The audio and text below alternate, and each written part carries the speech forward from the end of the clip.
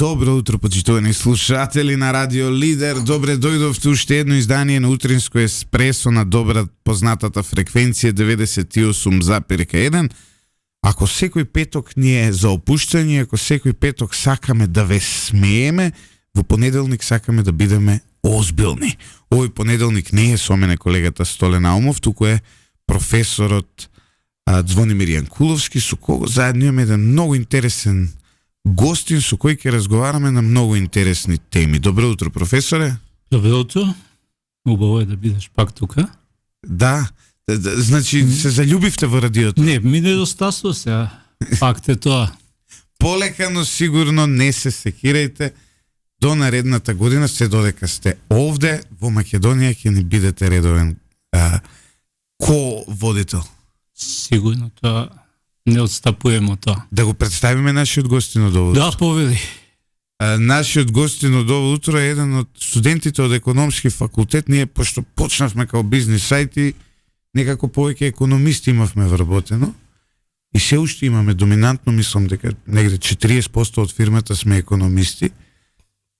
Наш гостин овој утро е професорот Љубомир Кекеновски, за кој ќе кажат дека е еден од поголемите интелектуалци на економски факултет, но многу ретко јавно се појавува со анализи за македонската економија, за глобалните трендови, многу ретко по медиуми. Добро утро, професоре. Добро утро. Не беше така. Не беше така, Звонко, памти на време на Дневник, например, има в колумна кој се продаваше у петок, да речеме 99-та, 2000-та, 2001-та, по 100 и кусури илјади примероци. Имаше ајде кај што менуваме. Може да бевме наивни тогаш, мислевме дека може преку медиумите да се смени. После тоа на некоја еквидистанца стана универзитетот и медиумите, политиката. Се слушам преска кога рече, знаеш што ни фалат практични работи, апликативни. И ми текнуе на Жан-Жак Русоу, таа својата Јулија, вика, ништо не е човек што знае што се случува, ги следи процесите, а не може да ги сподели. Значи, светот на љубовта и светот на општеството, вика, бараат практично искуство. И заради тоа што се договоривме со Звоне и му ветив него дека он е еден од ретките соговорници, еве слушам убави критики за вашиот сајт, каде што може да прозвучи тој јавен збор, а да има силина на теорија, на практика, на политика, на искуство и да има еден сосема друг круг на... Тоа е она што недостасува во Македонија. Дали во Македонија, како беше оно диво Андрич, кога паметните ќе замолчат, будалата ќе проговори, а фукарата ќе се обогати. Дали ние ги живееме овие години, затоа што вие спомнавте 99-та Дневникот, тогаш богами деца кои тогаш се родиле денеска ќе дипломираат. Сега како имаме ли едно мрачно доба во македонскиот интелектуален простор? Јас често велам, дури еве сега имаме професор Одуким како премиер, но јас често знам да најдам забелешка. Јас секогаш кога ќе видам професор Одуким на функција се фаќам за пиштол. Сега ќе ми извинете. Зошто? По универзитетот е единствената институција во Македонија која тоне побрзо од државата. Добро сте го приметиле тоа. Да. Излегов од листата на 2000 и тоа преска што зборевме не беше така до пред 10 години. Не беше.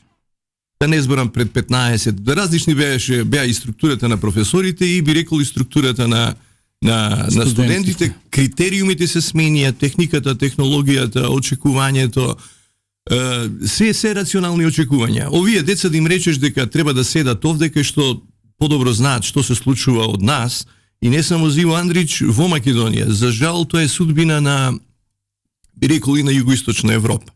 Еве, Бугарија формално е во Европска Унија, меѓутоа целиот Западен Балкан ја има истата ментална структура. Да. И Хрватска е, да речем, во Европска Унија. Меѓутоа имате 31 министер што завршија на некоја место.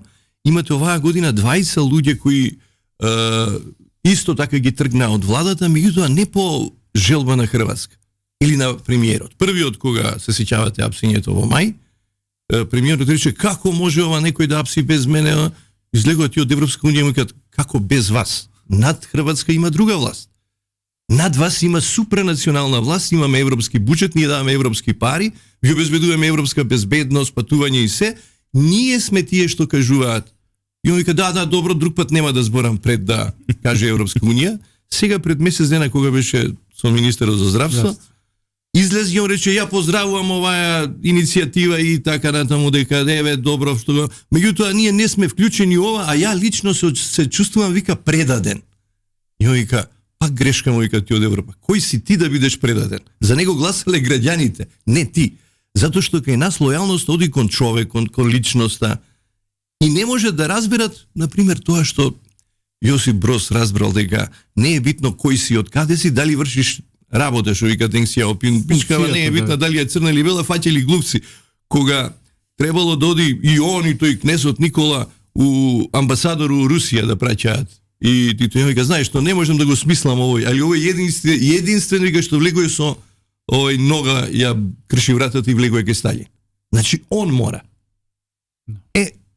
Тоа сознание ние и на едно културно, социјално, политичко, би рекол и на едно дневно ниво како култура заборавивме да почитуваме постари, попаметни, повредни луѓе, како една неофицијална, обичајна традиција, култура, која беше така. Слично и во новинарството, кај нас ќе се појави некој нов и веднаш има перцепција дека од него почнува се. А тоа што десетици и десетици години некои луѓе твореле, правеле проекти, пропагале проектите, правеле одново и така натаму. Знаеш како, имаме една тенденција, ние сме општество без традиција, генерално. Ние сме општество со традиција што не ја почитува. Значи, јас направив еден филм, пошто сум очаир за Балкан, 100 години Балкан. Ретко кој град може да се пофели дека има 100 години фудбалски клуб. А фудбалот у тоа време било и социјална институција, и политичка институција, и културна институција. Молам? Се уште надвор. Кај нас на стадион има поише играчи него публика. Но ова кога рековте традиција, ние не знаеме што случило, еве викате вие 99-та, не знаете што било дневник. Не знаете што беше Ајден кога се отвори. Одете понатака и вие ќе решите дека нашава политика како да почне од Бранко и од Љупчо, нели? Не, ја ќе бидам, јас сум роден професор 92-ра. Првиот премиер што ја политички го памтам и сум го следел е Владо Бучковски, сега како да ви кажам. Ја ги памтам Бучковски, Груевски, Заев, Ковачевски, Мицковски, мене тоа ми е и добро, вие технички не ги рачунам измеѓу. Значи мојата политичка меморија, зборувам, почнува од тамо, да сум го гледал као дете Киро Глигоров на телевизија, сме гледале сите, Војна било и така натаму. Но она длабински политиките редовно сум ги следал од времето на Бучковски. Се претходно вие што ќе ми кажете мене и за дневник, и за случувањето, и за така натаму, мене тоа ми е некакво исто као вас која ви зборат за партизаните се. Да, значи, пошто сте завршиле политички науки, еве, например, да гледате што значи традиција. Ако се вратите под 90-та, ние сега не ги знаеме овие што се премиери министри, претходно кога се случувало тоа пред наша ера. Да. Например, никој не се сеќава дека имало некој Благој Попов кој направил најголема инфраструктурна офанзива у Македонија.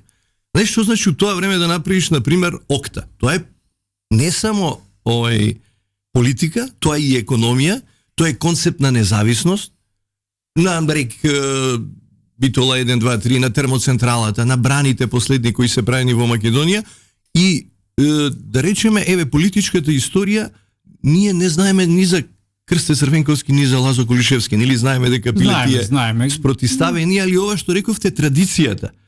И ние кога се делиме по таа традиција е типично тогаш ми смета таа провинцијална приказка.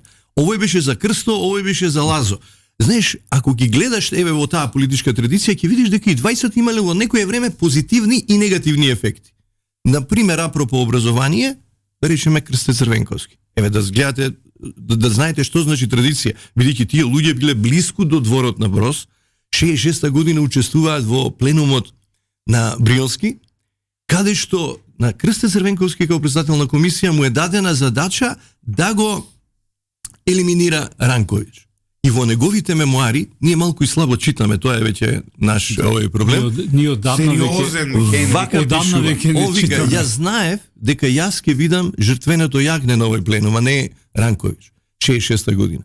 Меѓутоа, во разговорот со Тито му вика, знаеш што, бидејќи знам дека ти ме жртвуваш со ова, ја морам да ја завршам оваа работа, барам две работи. Што барате? 67-ма барам независност на Македонската црква и 67-ма добива првата Македонска академија. Не можеш ти да објасниш ништо во државата ако немаш независност и автокефалност на црквата и ако немаш таа приказка на тогаш елитното образование Македонската академија на науки и уметности.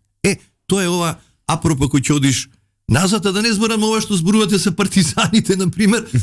Не разбираме некаде тие момци од 20 и нешто години се јават на 16. економскиот во... Не видите, 16 тоа да. сега, излегуваат нови факти кои никогаш не се случиле по македонски портали, веројатно под влијание на Бугарија, сега да не навлегувам, се измислуваат дешавки, работи кои не се случиле се прикажуваат дека се така што партизанското доба сега не е као некое као Софокле, знаеш, она као тројанските војни, некаква митологија, па знаеш, може било вака, може било така. Да, затоа што стана многу прашања неодговорени, посебно во тој контекст после војната. Едноставно имаме дупка во ние немаме колективна меморија, ние едноставно ја губиме. Тоа е таа меморијата. традиција што рече колегата. Така што нормално тука секој ќе влегува во тој меѓупростор, таа празнина ќе влегува со своји наративи. Факти вика крваво Коледе били убиени 50.000 бугари на крваво Коледе од Македонија. Ако били убиени на тоа, и ова е факт кој македонски медиуми го пренесуваат. Сега ја гледам и викам, добро, ако денес има 2 милиони жители, тогаш во Македонија имало милион. Со оглед на пописот е 900.049. Значи, ако убиле 50.000, тоа се, само секунда, од милион, тоа се 5% од популацијата, тогашна.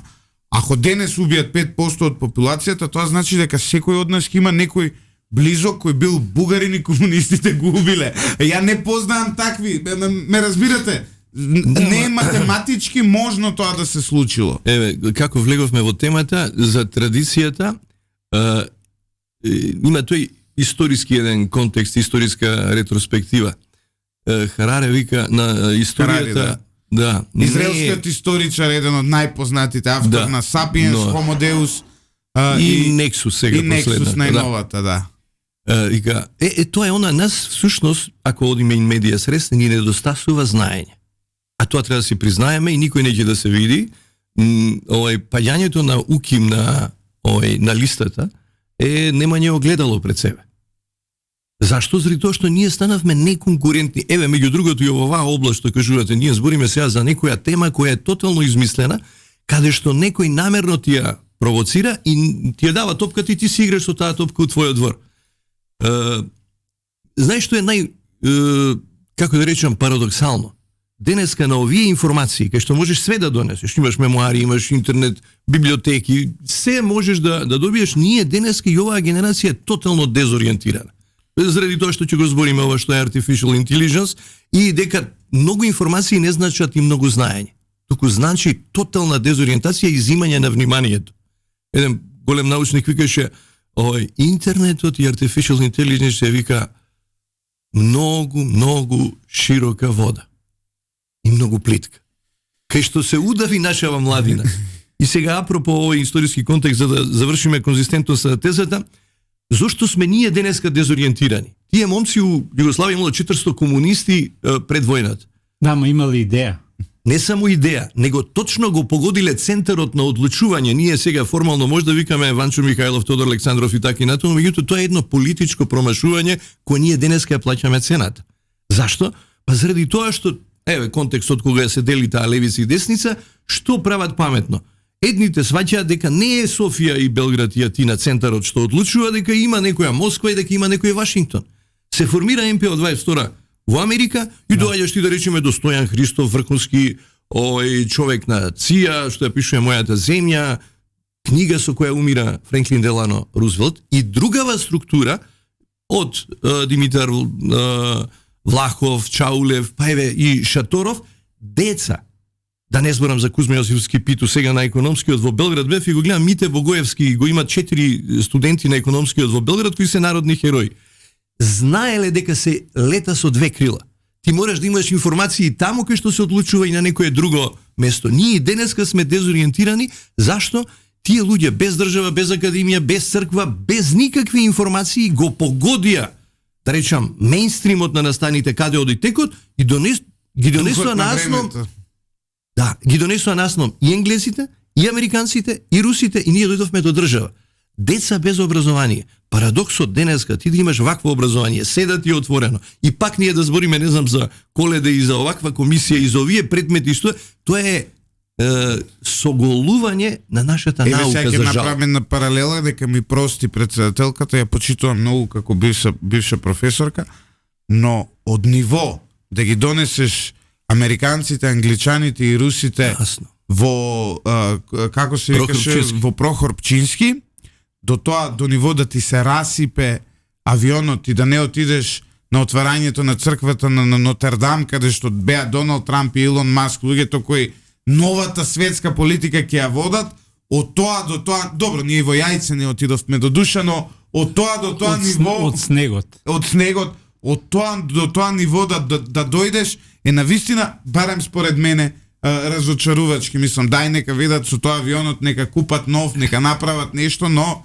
не е убаво ова работа. Неверојатно. Она што мене лично ме погаѓа, тоа е конформизмот на нашата академска елита. И тоа, знаеш, свесен си, мислам, тоа обстојува од независноста навака, едноставно се затворени во кабинетите, глумат професори, мислам наставници, не професори, затоа што професор е малце по-широк поим на интелектуално созревање, што не значи само докторат. Имаме колеги кои методолошки не можат да ги постават работите, имаме академија, кажавте, тоа што е направено, имаме академија која го читаше поезија кога се менуваш името на државата, кога остана комплетно нема за сите процеси, што имаме еден процес на антиинтелектуализам во Македонија кој мене лично ме погаѓа. Професор, микрофонот само ако можеш. Затоа што интелектуалец во основа ги кажува работите врз основа на знаењето кое го гради во текот на својот академски развој. Едноставно не сте универзитетски професор да бидете затворен во кабинетот и да испорачувате знаење пред студентите, при тоа заборавајќи дека треба да бидете дел од оние општествени процеси на, да кажеме, насочување, давање совети, влегување во едноставно јавната расправа умре во Македонија. Точно тие години ги памтите. Години која стварно верувавме дека менуваме, дека правиме нешто, одеднаш се замре. Веќе имаме јавни дебати кои повеќе се на ниво на, па ги гледате и вие, повеќе на дневна политика. Она што е прочитано во дневниот печат и коментирање, тоа можете да го коментирате. Не, а види, нас политиката од 2015 година, сега ќе бидам брутален, од првиот прислушкуван разговор кој беше емитуван до денеска, ние реално шоу. И тоа нас ние живееме... Една од причините што излегов од тоа е тоа, ти не можеш да се придружиш на еден познат овој домашен, викаше, бе, знаеш, тоа е како глутница куче, вика, се тепаш ти околу контейнерот, они те гризат, ти ги гризаш, али знаеш дека битката е за контейнерот. Да. И ние тука ја промашивме приказката. Ова апропо образованието, нема посериозна приказка за конструкцијата на државата, тоа е како крв во организмот. Ако сакате да тоа денеска не го разбравме, а мислам дека еве и ова што кажуваш дека таму не се менуваат, дали е митрополит или е професор, нема разлика. Во Англија водечкиот гуру на реформите во образование, тој Паја Радовановиќ во Америка што ги правеше, викаше, најнаивно е да очекуваш реформи од образованието. Вика, реформи на гробишта и на универзитет нема. Зашто? Затоа што никој нема интерес за тоа. Затоа што кој би сакал да ја загуби својата монополска позиција, Точно, нели? тој конформизам, тачно. Тој конформизам и од друга страна сега е нели ова вера, љубов и надеж и овој нема полоша позиција за човекот од надеж. Се дека има надеж, он мисли дека не треба да има надеж. Зашто? Затоа што само безнадежноста од човекот го прави креативен, борбен. Ние се уште по некој симулакрум, македонците се последните што разбираат што се случува. Ние денес кога ги сретнеш со бугарин, со албанец, ти му каже, ние кога бевме Тито, знаеш кој што бевте вие Бугарија, овој Албанија. Тие станаа сега сателити спраќаат Бугарија. Нема председател на Америка што не е у прво лице другар со нивните председатели. Да не зборам каде стигна Бугарија, ние уште збориме, знаеш кога беше Тито, ние што бевме тоа образованието. Ние со два фармерки што правевме у Софија. Тоа е исто така едно огледало пред нас. А за да видите дека образованието исто така зана, тоа што викаш ти во Германија, па и бугарите го имаат земено тој концепт, таму можеш да видиш и у пензија дотидеш и му вика доцент Тодоров. Ово е доцент тој и тој, викам како бе доцент тој? Знаете што е најстрашно? Овој влегој у средно му викаат професор, станал доцент, сите му викаат професор. Во реден професор и се пишуваат заборев тоа, да. Професор е тој државен докторат каде што ти треба да направиш тема од интерес на државата. Да биде да ги видите нашите магистратури и докторати.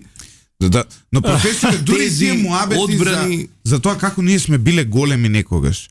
Дури тие муабети емпириски не се издржани. Сега ја ќе кажам, ја не сум живеел во тоа доба, но јас на моите блиски роднини кои живееле во тоа време, кога им кажав дека Македонија како територија за време на комунизмот никогаш немало повисоко БДП пер капита од Бугарија, мене ќе ме убија.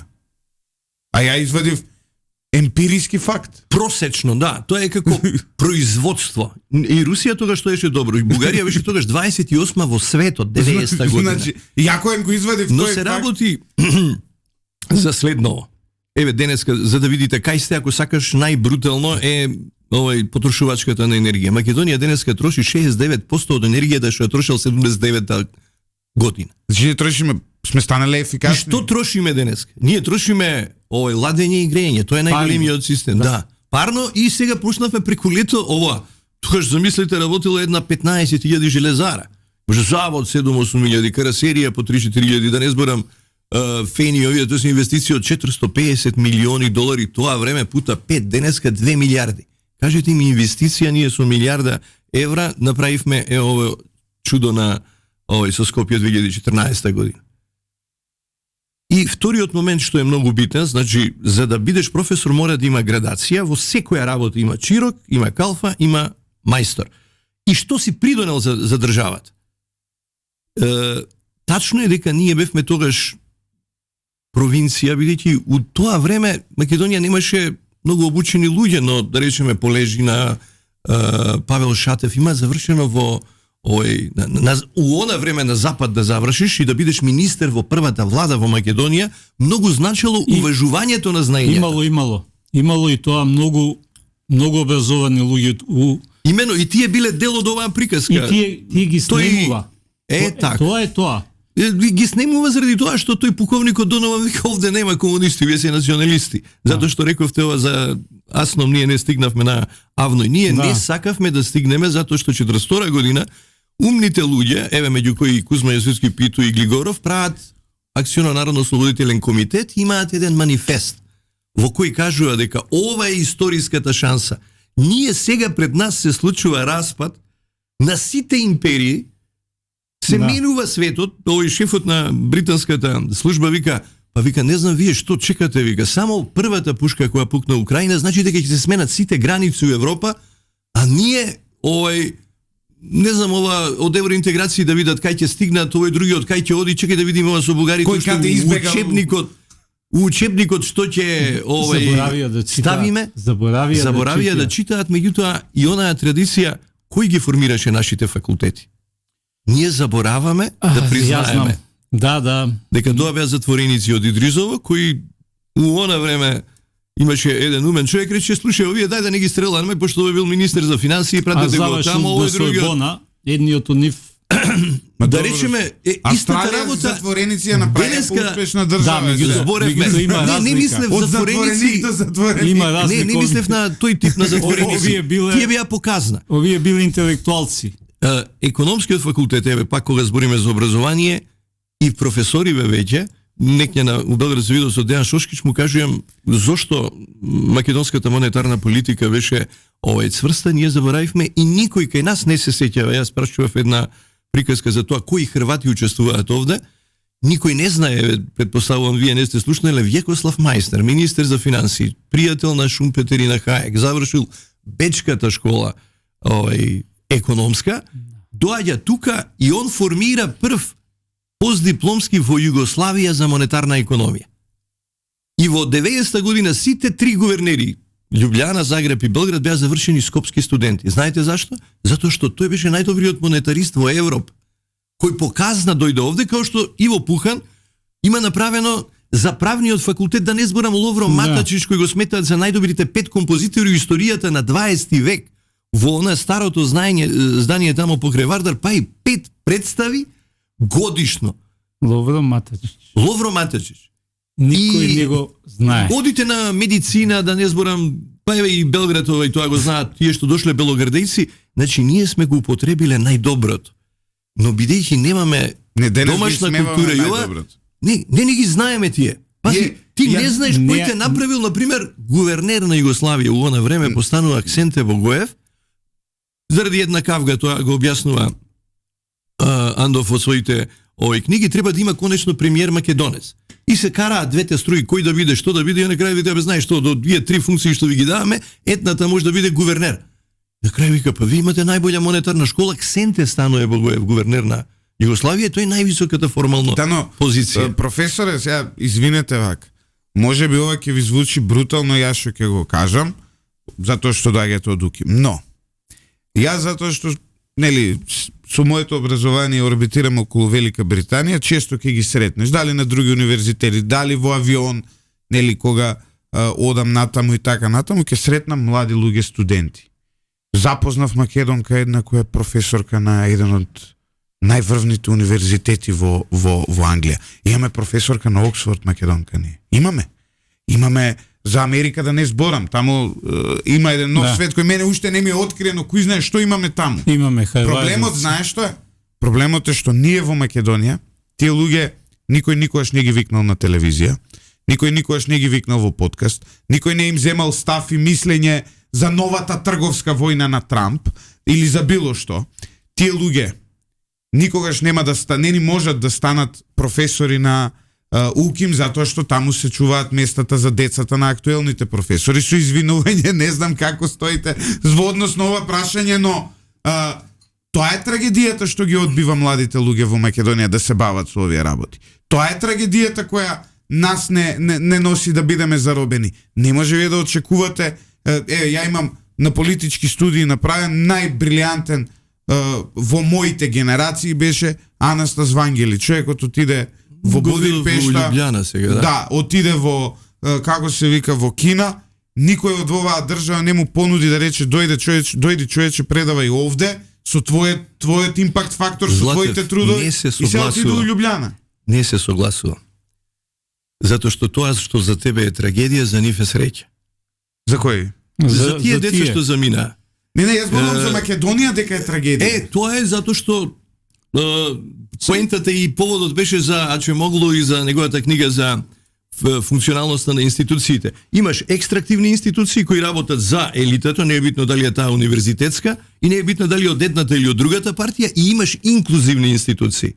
Нашите институции, кога не зборам за ова 2% суд, кога имаат доверба, што барате ви од овие деца кои дневно примаат 100 информации, знае кај се неговите другарчиња, каде идат, како изгледа мензата, па што Евангели го сретнав случајно во Љубљана и вика, професоре, вие или сте тука, што правите, немек овде, знаеш како, човек што ќе го осети тоа, како ред, како чистота, како човечки однос, како човек што доаѓа од Македонија, па Љубљана е 700 души на економија, влегуваат 2000 годишно, ги зимаат најдобрите деца. И беше некоја предавање во Охрид, не знам што беше, во куќата на Украина, во Уранија, и овој вика, тој еден колега вика, добро бе професоре, кажи ти сега што треба, како да ги вратиме децата, така што ќе отидат. Нема по-продуктивен шорткат да видиш ти дали си тамо за таксист, дали ќе бидеш тамо НБА играч, дали ќе бидеш фудбалер, или ќе бидеш професор, научник, и кој ќе се вратиш, се враќаш ти како сознание. Роберт Лукас на едно Нобеловец по економија. Да според вас. Нема да се вратат, а и нема да бидат прифатени тука. Сега тука имаме еден концепт околу ова 2025, беше една фатаморгана, заради тоа што меѓу другото и тие што дојдоа од таму не знаева да бидат инклузивни према најдобрите од таму.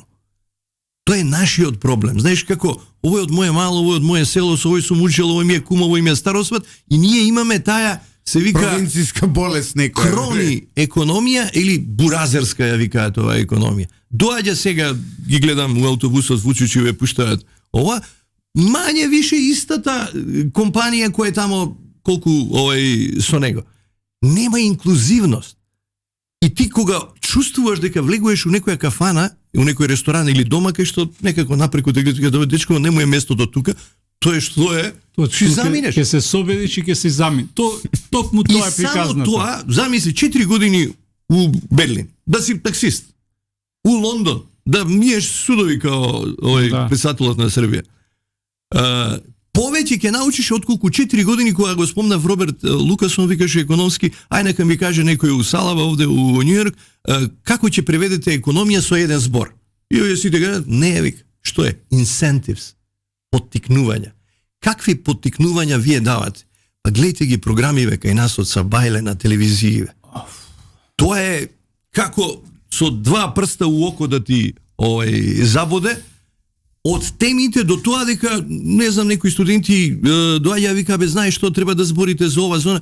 Вие прво треба да се научите тоа што го прави овој Робинсон у тимот со Ачемоглу, вика, јас бев задолжен за поставување прашања. Да. Нема поголема логика и креативност, поготово новинарство. Да им објасниме на слушателите, да поставиш прашање. Два пати ги цитира лауреатите на Нобеловата награда во 2024 година, Дарон Ачемоглу, Сајмон Џонсон и Џејмс Робинсон.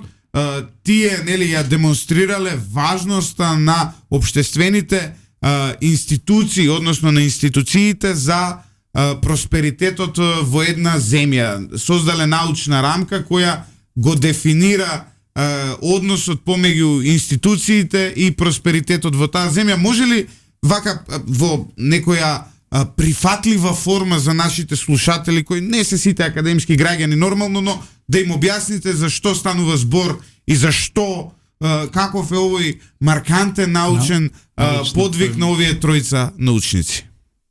Значи, оваа тема зборував на предавањето на економски факултет апропо Нобеловците. Што треба, например, за ова вака да го доближам близко до аудиториумот? Треба еден екстраординари човек, професионалец, кој што е Дарон Ачемоглу, кој доаѓа од Цариград, кој доаѓа од една мултикултурна средина. Не е неважно дека е ерменец, не е неважно дека првиот стрес што го има добиено е диктатурата у Турција. И он вика, бе, го прашува таткума, бе, добро, што е ова? Абе, знаеш, вика, синко, ова е демократија, нема демократија. И вика, јас до денеска не ме напушти таа обседнасост на зборот што е демократија. И вика, што е демократија? Па институции. Што се институциите? Се обратно од ова што е оваа перцепција што имаме ние, дека тоа е некое ГГ предпријатие кај што се вработуваат нашиве деца. Не е битно дали е у суд, дали е ова, ама учи сине да не работиш. Тоа мислите на Македонија? Мислам, еден од учесниците ова вика, бе, кога го читам, вика, че могло, вика, пред очи ми е Македонија, би рекол сите неуспешни, да речам, транзициони приказки, ја имаат, и он тоа го прави како феномен, бидејќи после тоа доаѓа на Йорк универзитет, завршува London School of Economics, и како и секој кауч, како што бараат фудбалери, така бараат и добри научници, го приметува Пол Самуелсон, патриарх на економската мисла, вика, ова дете, пошто доаѓа од таму, ја има таа енергија на мултикултурата, има желба, волја да се докаже, одличен математичар, го носи на MIT economics кај него.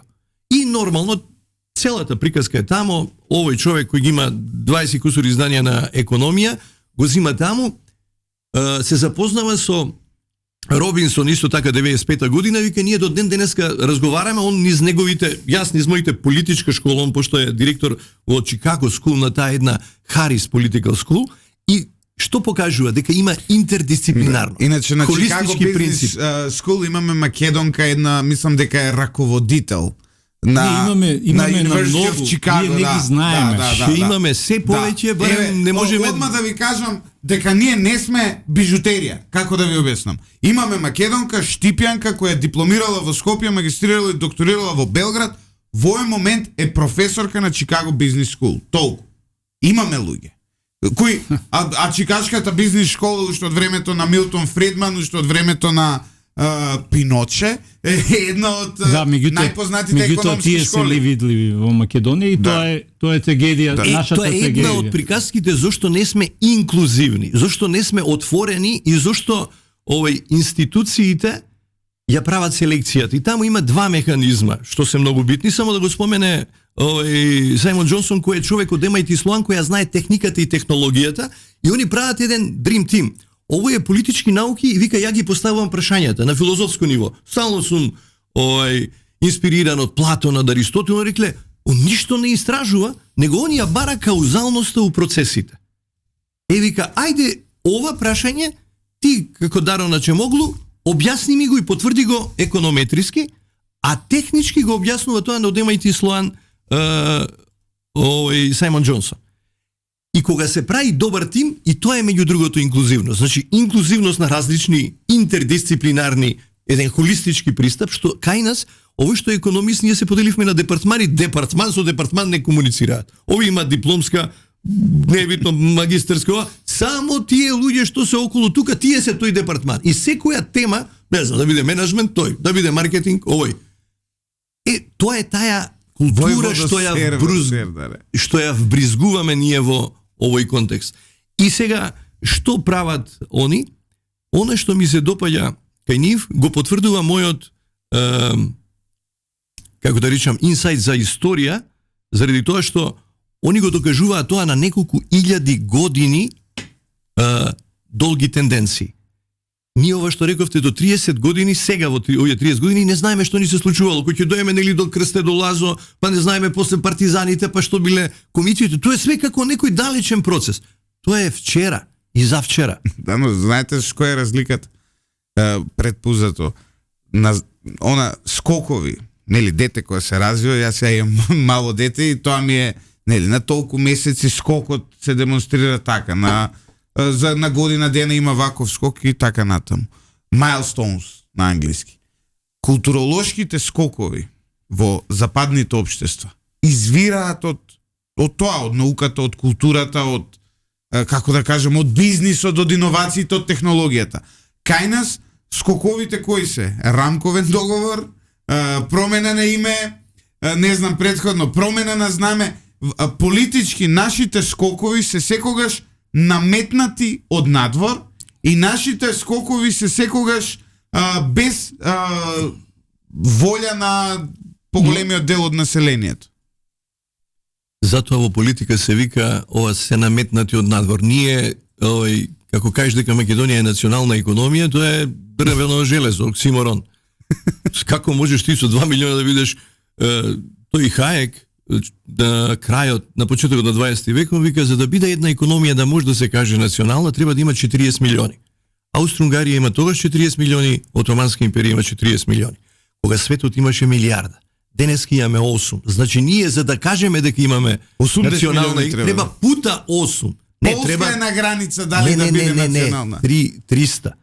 Да. 300 пута 8, затоа што тогаш сте биле милиарда, сега пута 8. Значи дека ако ти не антиципираш дека сега треба да припаднеш во еден свет кој е твој културолошки, политички, социјално, каде ќе припаѓаш и зошто ќе припаѓаш, тоа е оно што рековме инсентивс, ние не ги гледаме поттикнувањата, а нашето незнаење е го остава овој простор да од надвор ни наметнуваат решенија. Точно. Нели проба и на Бугарија да најче, табе нема да има турци, треба да има не. Мора да има едно знаме нашиот устав и дури нашиот овој министер претходно ли ама знаеш што он има таков устав и демека нив нема. Не, глупости. Тоа турци нема етнички знаење. И сега ние ја браниме нивната позиција. Да. Тоа не може да класично непознање на таа реченица е класично непознање на работите. Уживам да ве слушам, морам да признаам дека уживаат и нашите слушатели. Има и одредени прашања, еве ќе ги прочитаме, а ние од економски што сме подобри студенти најчесто веднаш се вработуваме во добри компании. Порано самиот факултет им прижал образование за да останат и да бидат асистенти. Јас сум абсолвент годинава и сум го зборувал ова со доста професори од менаџментот. Еве еден има не може да вика ваквите луѓе да дојдат на ред од Зиков. Има еден коментар. Поздрав до колегата новинар Зиков. Не можам да кажам дека е колега економист, затоа што на Американ коледж има завршена економија. Сега да се разберем. Не, има на економски Зиков, ако збориме за капитал Зиков. Да. Јас го знам како студент. Не, ја у биографија му пишува дека има на може да нешто магистрирал или на економски. Не, дипломски му стои таму. На економски. Ја мислам дека заврши кај нас. Добро, здрав и жив да нема никаков проблем. Во светот има десетина наши врвни, меѓу најцитирани. Добро, почитувани слушатели, кратка пауза за реклами, се враќаме по рекламите, каде што ќе дефинираме 3 работи. Првата работа е каков предизвик е вештачката интелигенција за сите нас. Втората работа за која ќе разговараме е иднината на светската политичка економија, односно парадигмата на Доналд Трамп. Тоа е второ. И трето ќе разговараме каде може да се позиционира нашата Македонија во овие бурни времиња. Не очекува прекрасен втор дел. Останете со нас во, слободно ќе кажам, најдоброто издание на Утринско еспресо за 2024 година. Се враќаме назад во студиото на Радио Лидер со нашиот гостин од ово утро, професорот Љубомир Кекеновски. Кекеновски, добро утро. Минатата недела присуствував на еден состанок на Chatham House заедно со директорот на развој на Google. Тој ни беше гостин во Chatham House и тој разговараше на тема поврзана за тоа како вештачката интелигенција ќе смени целосно светската економија и како треба да се подготвуваме за еден сосем поинаков модел на функционирање, дека оно што досега го знаеме како правила на економско однесување, како правила на економска организација, ако сакате како правила на менеджмент, како правила на човечки ресурси, веќе се трансформира забрзано со еден квантифициран скок непознат дури за досегашните технолошки револуции. Не го делам тој оптимизам. Еве и да биде како надоврзување на претходната работа на Нобеловците, они имаат на Power and Progress и 1000 годишна борба за владење. И тоа го објаснуваат со тие, како ги викаат, groundbreaking technology и artificial intelligence, како може да влијаат на општеството. И сега Чемоглу, кој е гуру во економетриската наука, докажува дека се ова што ние знаеме како компјутери, нова техника, технологија, не знам, чипови, така натаму, 1% влие на бруто домашниот производ. Што викаше самоосвен, остана без работа само мојата дактилографка, сега јас морам да сам да пишувам. Еве, вие сте виделе што смени, кажете ми, artificial intelligence, ни го зема вниманието, ни го зема времето, таа плитка, широка, вода во која се удави нашата младина. И би рекол, речам и пред неколку години, и кај Ачемоглу, и кај овие што се гуру од таа област, еве, повторно Хараре, беа промотори на таа приказка, дека ова све ќе смени. Хараре викаше дека човекот е hackable animal, ние сме дека хакнати, и затоа јас го воведов овој предмет на економија, психологија и економија, за да се објасни дека artificial intelligence не влијае со ништо друго освен со нашата психологија. Не навлекува на нешто што беше интернет на времето, сега ќе биде artificial intelligence. Уште полошо. Уште точно. уште полошо, поготово кога не е регулирано. И сега има два модела околу тоа, затоа што формално тие се залагаат за тоа дека ово иде премногу брзо и не знам веќе дали може да се воспостави контрола на тој процес или веќе, затоа што значи artificial intelligence? Сега ти имаш ова чат GPT, нема потреба од сценаристи, нема потреба од композитори, он ти ја компонира најдобрата песна. Он ти го пишува најдоброто сценарио. Само ти кажи ми дека треба да биде дечкото од Латинска Америка, овој црнова плава да се најдат таму, не знам, и он ти ја прави приказката феноменална. Што е разликата меѓу другата, условно да речем интелигенција, нема емоција. И најголемиот проблем, тоа на што они инсистираат, веќе ние овој сообраќај меѓу нас не знаеме кој е човек, кој е бот. Еве сега ќе ви кажам, ние имаме портал lider.mk. Lider.mk постои од 2014 година. Во период, ја го преземав в 2018 година, во периодот од 2018 до 2023 порталот беше одличен. Но во 2023 година, негде на средината, почнавме да користиме вештачка интелигенција за SEO оптимизација. Односно за тоа како нашите вести, како нашите информации да бидат оптимизирани така да бидат подобро препознавани од пребарувачите. Зборувам од Google и зборувам од Time. Од кога почнавме да ги користиме овие алатки, од кога младите, меѓу кои еден и ваш студент, почнаа да ги користат овие алатки на нашиот вебсайт, ние имаме раст на посетеноста од 387%. Така, тоа е вештачка интелигенција кај што еден алгоритам комуницира со друг алгоритам. Да. Сега, дали ние ќе се делегитимираме од тоа? Не се делегитимираме, но растот во бизнисот, тоа ни носи раст нови реклами, тоа ни носи видливост, тоа ни носи поголем обрат за нашата компанија, кој претходно сме имале 7 милиони денари, сега имаме 13-14 милиони денари обрат годишен. Еве, ви ги презентирам економски фактите. Тоа носи редовни плати, тоа носи К15, тоа носи едно и тоа носи намалување на тимот. Затоа што ако претходно работеле 7 луѓе на тој сајт, сега работат 4. Така, значи тоа е добрата страна на микроекономијата. И ти ги гледаш тие што се твоите бенефити, така? Да, као менаџер. Така. Да. Али ако го прашат чат GPT, им рече, слушај, реши ми го овој проблем. Што кажува чат GPT? Ние сме hackable animal во смисла дека веќе сме хакирани.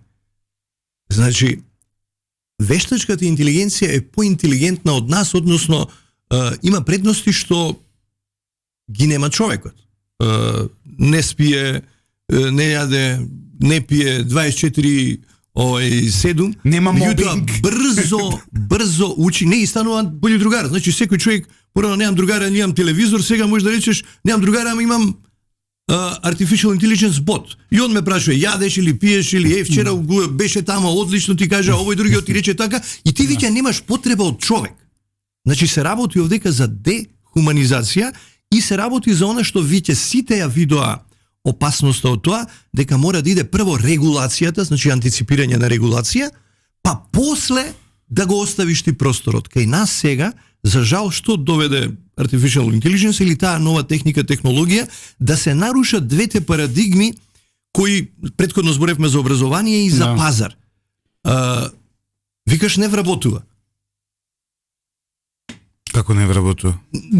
Ти место 5 сега имаш 3, така? Место 7 имам 4 на сајт. Така е. Има тие четворица 387% повеќе посети од што имаат тие 7. И тоа на микроекономија е точно. Неверојатен резултат. Мислам, секој ќе се согласи. Така е, тоа е како ви презентирам бројки. Имаш нож.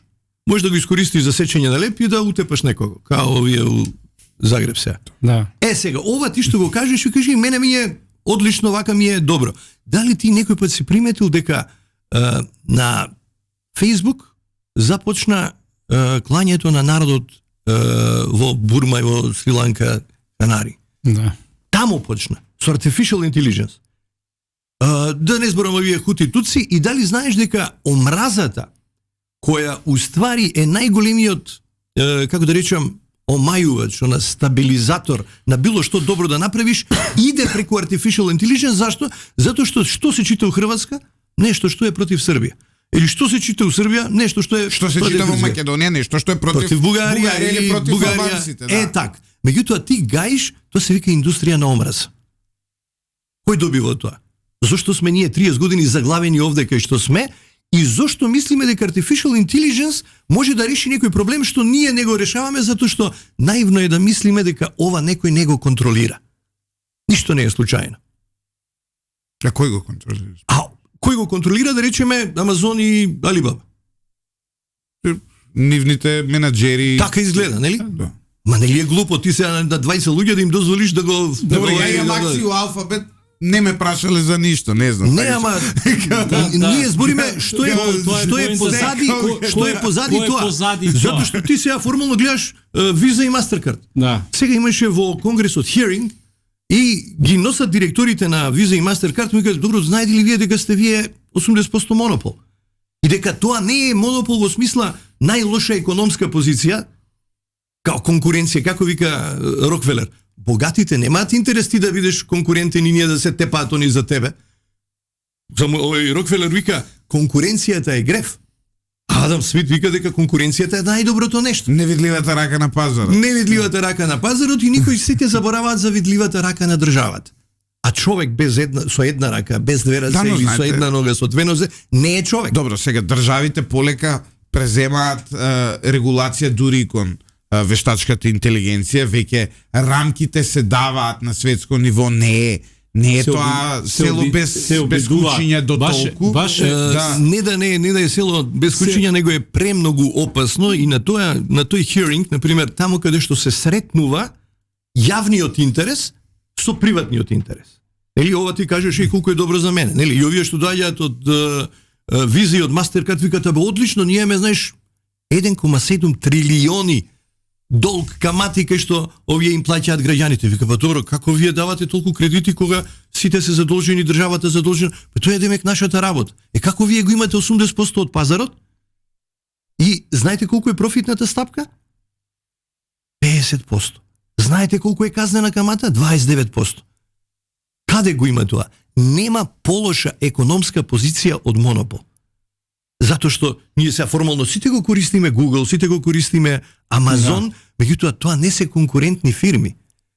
Опасноста на artificial intelligence е дека како Орвел што може да контролира, не знам, Чаушеску пробал така, Енвер Хоџа пробал вака, некој сега на глобално ниво има сурвелец. Мислам дека не е толку Орвеловски колку што е Хакслиевски. Повеќе она не е брутално како на Орвел, туку како на Олдус Хаксли те оптеретува со бесмислици. Односно, ако вие видите што младите гледаат во Македонија, ако видите како изгледа еден телефон и што се скрола на TikTok, што им дава нив алгоритмот на Инстаграм и така натаму, вие нема да видите прогрес. Вие ќе видите едно класично утопување на нацијата. А што е artificial intelligence? Вештачката интелигенција. Алгоритмот кој стои збори за страот на монополизација на светско ниво. Да. Страот на монополизација. Джереми Ривкин е новиот Маркс и он во таа книга објаснувајќи што му треба на светот. Не е тоа теорија на заговор. Неговата клучна книга беше Emotional Intelligence. Не Artificial Intelligence. Затоа што, ние само треба да направиме cost-benefit анализа што е добро, што е лошо. На ChatGPT му викаат сите користат. Нели, вика, ајде реши ми еден пазл, како да го направиме ова, и вика, можеш ли ова да ми го решиш? Што он решава? Меѓутоа, не знае он, пошто со гледањето вика имам проблем, ангажира еден човек, друг човек, трет човек, го решава и му вика, добро, ама ти кој си? Затоа што ти на Facebook можеш да имаш другар, нели, од Латинска Америка или од овдека, кој не постои, така? Да. И он вика, ама ти дали си бот или си човек? Значи, првата работа што треба да се направи, да се регулира сообраќајот. Кај проаѓаат коли, кај проаѓаат говеда, да не биде како тука се Индија. Слонови, камион, мотор, точак и сите проаѓаат на тоа. И он вика, не, јас сум вика човек. И он вика, па чекај, овој, значи лаже. А он вика, па ја живеам, каква е неговата реакција? Неговата реакција е дека, ти вика, па сите лажат. Проблемот е ова што ние како како емоција не сме свесни колку сме инфериорни во овој контекст. Нели се сеќаваш пред 20-30 години Каспаров играше со компјутерот и не знам од 3 утакмици една ќе му направи реми. Денеска со овој компјутер ти можеш да измислиш шах, али најдобриот играч е компјутерот. Да. Да, но знаете, Разбираш, тој не можеш да го победиш. Но- Као што и најдобар играч е, ова ако се прашаш, вика Амазон, Амазон не е пазар, тој е облак над пазарот. Значи сите се- премиси на тоа што е добро у економијата и таа невидлива рака, као се тепаат за нас, као да биде конкуренција. А што? Конкуренцијата што Ке- прави? ке- Конкуренцијата прави овие две работи, зашто се битни конкуренцијата и образование. Има два механизми на борба кои се позитивни. А првиот е конкуренцијата ќе ги остави најдобрите фирми, ама ако има конкуренција, а Mastercard и Visa не се најдобри, као што и Amazon и Alibaba не се најдобри. Као било кој од нашиве банки Да. нема добри услуги, ја немаме Apple Pay у Македонија Да, од 2025 али можеш ли ти тоа да го смениш Да. и да го изложиш на конкуренција? Не можеш, заради треба тоа Народна што банка да испаѓа ти даде, дека, да. знаеш како овој што вика ајде идеме на промоција на претседателот, го прашува шофот кај идеш, па вика да на инаугурација на претседателот. Тај кој победи не е битно, вика ја на 20 им дав пари. Тоа е опасност. Artificial intelligence почнува да лаже заради тоа што вика вие живеете во светот на лагата. И кој ќе ги поставуваш прашањата викаат што сакаат овие?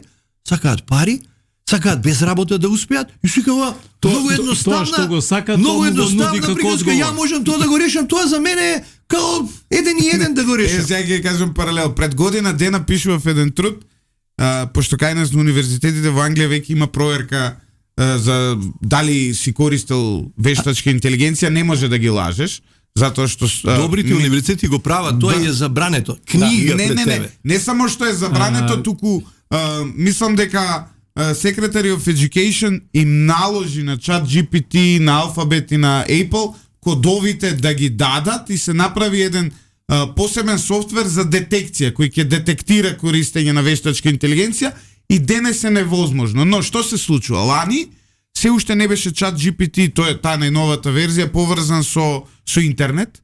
Значи не можеше нови работи да пребарува. Neuralink сега. Да, сега веќе е може. поврзан. Сега може. Сега што се случува? Ја истражував на една тема, не знам, правев анализа некаква за Маркс и Спенсер како компанија и се обидував да најдам референции. Викам, ајде го искористам ChatGPT, не да ми напише, туку да ми најде извори.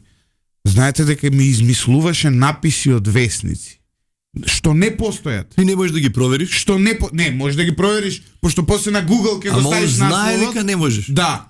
И вика дозволено е лажење. Значи, ми измислуваше, викам, еве, за стратегијата на одржливост на Маркс и Спенсер и му пишувам, најди ми 5 статии и овој ми дава статија од Guardian, која потоа на Google, која ќе ставиш на Guardian, која ќе не постои. Ми дава, и пази, ми ја објаснува статијата, ми дава си же. Има многу случаи, луѓе ќе се излажат после тоа ќе го цитираат. Денес е малку различно затоа што е директно поврзан. Но, Да, меѓутоа, она што го вели Харари, извини професоре, кога е човек најкреативен? Кога е најпотиснат? Токму ова може да се случи... Безнадежност, рековме креативност. Токму ова може да се случи со вештачката интелигенција. Ова може да, знаете, они може да направи најдобар систем за драма, но никогаш нема да биде Достоевски. Никогаш нема да биде Толстој. Емоционалната интелигенција на човекот. Ако не знаеш, ќе се вика Петар Петровски и нема да знаеш дека постои и тој ќе ги пишува најдобрите романи за овие што сакаат спорт, за некои други ќе пишува тие што сакаат природа. Љубовни приказки. Ние живееме во едно многу опасно време во кое новата технологија има две крајности. Тоа е како еден джин левитијан, знаеш, левитијан кој седи со џуџиња. И викаш, и викаш, па не е опасно. Па како не е опасно ако 6 луѓе, 8 луѓе што вика Джереми Ривкин, имаат 61% од светската економија. Каква е таа конкуренција? Какво е тоа општество? Затоа што ова што реков дека конкуренцијата го прави најдоброто кога се конкурираат за тебе. Тоа веќе го нема. Образованието што треба да направи? Да дојде до најдобрите. Затоа што имаш една природна предиспозиција со која се раѓаат сите живи суштества. А тоа е дека од 100% родени, 3% и у Америка и овде се работодавачи.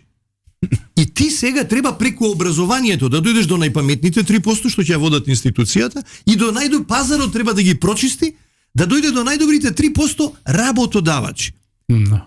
Знаеш? Професор. И тоа е сега, ако не дојдеш ти до тие 30%, ти имаш као тесто, ама нема квасец. Таја интелигенција, ти тоа што го работиш, тој што е не знам најдобар професор, што е најдобриот студент, фудбалер, мораш да одиш таму кај што има конкуренција. Конкуренција рековме не меѓу мастери, има конкуренција у НБА, така? Ама у НБА сите се радуваат на Јотич, на овие другите. Многу полесно од друга страна за секојдневниот живот. Вие како професор, сега на пример, вие треба да правите и гениални работи како истражувања, но треба да правите и досадни работи како PowerPoint презентации. И сега на пример, доколку вие го користите ChatGPT може на многу да ви го забрза процесот во правење на таа PowerPoint презентација. Помрзлив и потуп.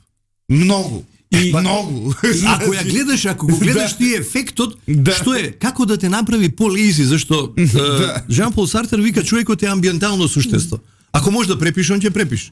Ако треба да стои, он ќе стои. Ако може да седне, ќе седне. Ако може да легне, он ќе легне.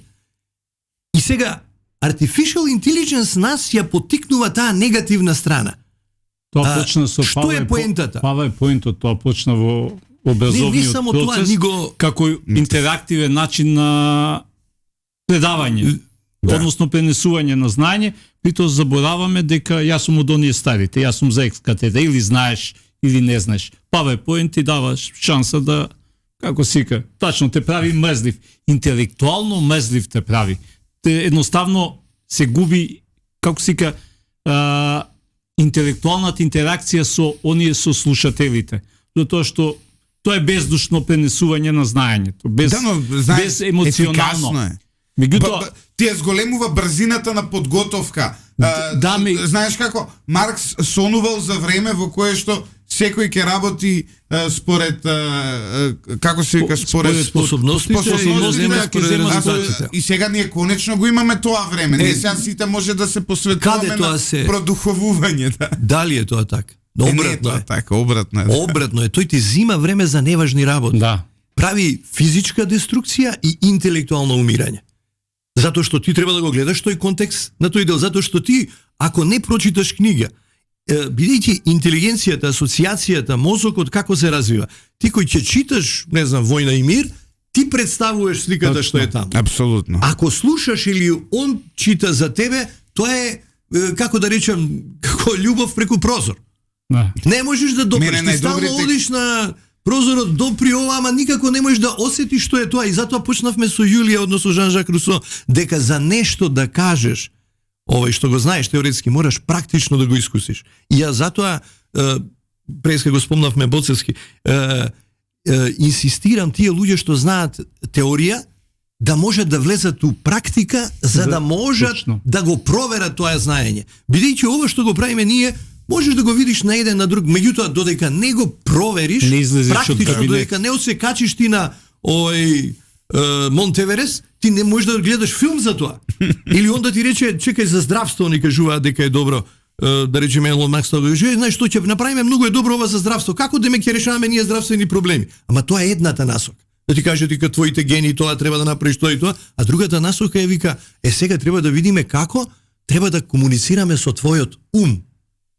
Тоа е многу опасна работа. Да стане твојот мозок дел од системот на Google. Не, ти тогаш ти стануваш бот. Да. И испаѓа дека некој друг раководи со тебе. И затоа реков дека е ова многу опасна работа, ако не се регулира, на што веќе сите, ја дури мислам дека е и малку касно, бидејќи што е човекот? Психологија. Не знаеш ти што е тригер. Она што сега се води, алгоритмот што прави сега? Бомба таму, овој го тепале таму, што прави тоа кај тебе? Каква емоција произведува? Пошто човекот е просто суштество. Вика, чекај, како да направам омраза? Не дај Боже да се случи нешто на меѓунационална основа. Сите се хомогенизираат околу својот национален политички религиски круг наспроти другите. Значи, дали некој пат сте се прашале зошто војните последните 1000 години имаат логика? Затоа што некој не хакирал и он точно знаел на што реагира овој човек. Ова што случува сега во Украина не е нешто ново да има artificial intelligence. Мекиндер, 903 на кралското друштво ја објаснува географската ос на историјата. И он објаснува дека има овие ободни краеви кај што се овие талосократија и има овие што се Хартленд и дека клучната точка на Евроазија е Украина. Тоа е мостот преку кој Европа проаѓа у Азија, и Азија преоѓа у Европа и тоа е начин како да ја скршиме Руската империја. Така и Бжижински ја завршува големата шаховска табла со Украина. И имено, меѓутоа, еве, и за тоа, например, да збориме, тоа е многу битно. Наполеон проаѓа тамо, Кримските војни, Прва светска војна, Октомвриската револуција као граѓанска војна. Предходно Джингис Хан. Предходно Джингис Хан, значи сите се тепаат за мостот и еве во тој контекст кај Балканот е мост. И кај нас кои разлики поттикнуваат? Или верски, или етнички, да не речам политички, они точно гледаат како нас е така.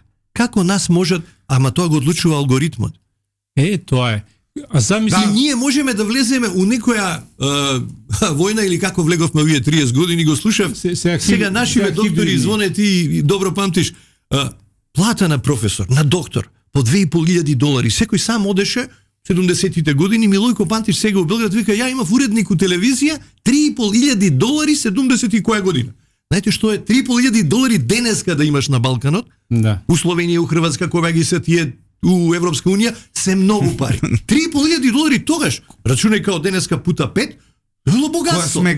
Каде отиде тоа богатство? Каде се стопи? Се стопи во овие наши политички разговори, се стопи во ние наши политички внатрешни војни, во политиката на Милошевиќ кој барајќи нели овие знамето ќе ти ја сечам раката, не знам, ова тие 30 години покрај нив осиромашивме и сите ние, односно сите вие немате иста шанса како што има просечно дете од Австрија или од Бугарија, од Романија. Знаете што е исто така историски факт, сега еве од политичка гледна точка, постоа преминуваме на тема, слушателите сака да зборуваме за криптовалути.